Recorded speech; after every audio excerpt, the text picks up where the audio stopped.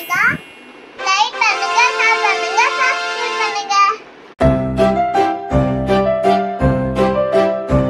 உயிர் எழுத்துக்கள் எழுத்தின் தாய், ஐந்தாறும் ஒலிக்கும் மெல்லிசை தாய்.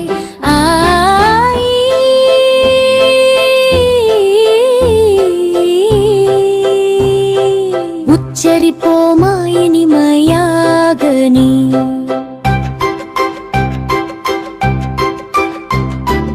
ஐ என்றால் அன்ன பறவை,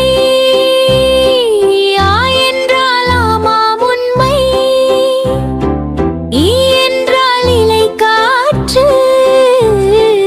என்றால் ஈ சத்தம் பாடு.